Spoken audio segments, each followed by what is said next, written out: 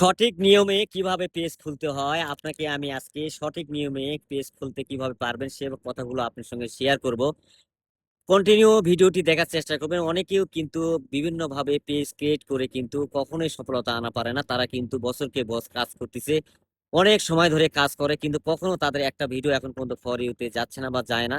এটা হচ্ছে মূল কারণ, হচ্ছে সঠিকভাবে পেজ না ক্রিয়েট করার কারণে কিন্তু তাদের ভিডিওগুলো ফর ইউতে যায় না।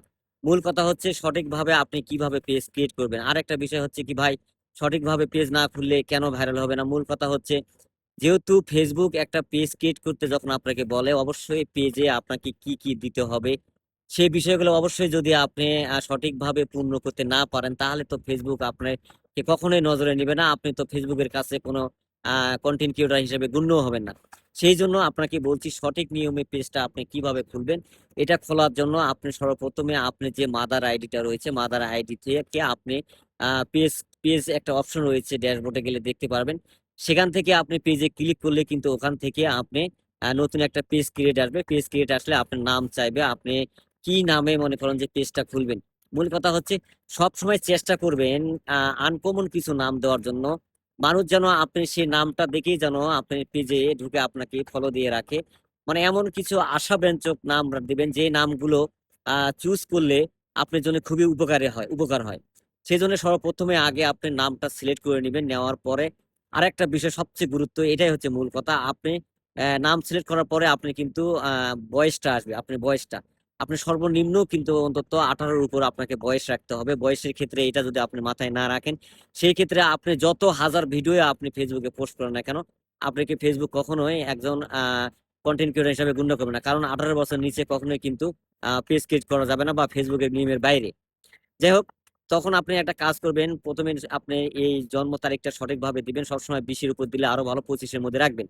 এরপরে আপনি কি করবেন, পেজ ক্রিয়েট করার জন্য আপনি কোন টাইপের পেজটা ক্রিয়েট করতে চাচ্ছেন, বিজনেস পেজ করবেন না আপনি কন্টেন্ট বিষয় পেজটা করবেন। যদি কন্টেন্ট বিষয় পেজটা করেন, সেই ক্ষেত্রে কিন্তু ওখানে আপনাকে বিভিন্ন অপশন মানে শো করবে। সেই অপশনগুলোর মধ্যে আপনাকে ক্লিক করে আপনাকে কিন্তু পেজ দ্বিতীয় ধাপে বা পরের ধাপে যেতে হবে। সেজন্য আপনাকে বলবো, আপনি যে টাইপের ভিডিওগুলো করার জন্য পেজটা ক্রিয়েট করতেছেন সেটা আগে আপনি মাথায় নিবেন। নেওয়ার পরে আপনি সেটা সার্চ দিয়ে ওখানে আপনি সেই ক্রিয়েটটা আপনি লিখে দিবেন। দেওয়ার পরে আপনি পেজের ভিতরে যখন চলে যাবেন, তখন কিন্তু আপনাকে এক ভার্সি অপশন আসবে। সেখানে অ্যাবাউটে গেলে আপনি বিভিন্ন তথ্য দিতে বলবে। এই তথ্যগুলো হচ্ছে মূল কথা। আপনার ফোন নাম্বার থেকে শুরু করে আপনি কোন জিমেইলটা আপনি ব্যবহার করেন, সেই জিমেইলটা শুধু আপনার সঙ্গে কিন্তু ফেসবুক কিন্তু ওই জিমেইলে বিভিন্ন ভাবে তথ্য আদান প্রদান করবে। এই আদান প্রদানের ক্ষেত্রে কিন্তু ওই জিমেইলটা খুবই গুরুত্বপূর্ণ। সেই জন্য আপনি সঠিক যে জিমেইলটা ব্যবহার করেন সেই জিমেইলের আইডি এবং পাসওয়ার্ডটা সঠিকভাবে আপনি রাখবেন। ওখানে জিমেইল দিতে হবে, এবং আপনি যেখানে থাকেন, আপনি যে লোকেশনে থাকেন, যেখান থেকে আপনি ভিডিও পোস্ট করেন, যেখান থেকে আপনি ভিডিওগুলো তৈরি করে আপনি মানুষকে দেখাতে চান, সেই জায়গার নামগুলো আপনি সঠিক সঠিক জায়গায় দিবেন। আপনি যদি পড়াশোনা থাকে পড়াশোনার জায়গায় পড়াশোনা দিবেন।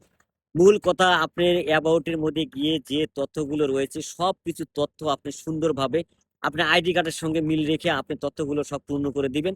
আইডি কার্ডের কথা কেন বললাম, আইডি কার্ডের কথা দেওয়ার এটাই উদ্দেশ্য, আপনি ভবিষ্যতে যখন এই পেজ থেকে যখন মনিটাইজেশন পাবেন, তখন কিন্তু এই আইডি কার্ডের নামের সঙ্গে আপনার পেজের সমস্ত কিছু তথ্য ঠিক থাকে, তাহলে কিন্তু আপনি সহজে সবকিছু করতে পারবেন। এই জন্য আপনাকে অ্যাবাউট বিষয়টা যেটা রয়েছে, অ্যাবাউটের সমস্ত কিছু কি আপনি সঠিক তথ্য দিয়ে পূর্ণ করলেই কিন্তু আপনি সঠিকভাবে একটা পেজ ক্রিয়েট করা হলো। সবাই ভালো থাকবেন। সবাইকে বিষয়টি জানার জন্য অবশ্যই ভিডিওটি ছেড়ে দিয়ে আমার পাশে থাকবেন। আসসালামু আলাইকুম।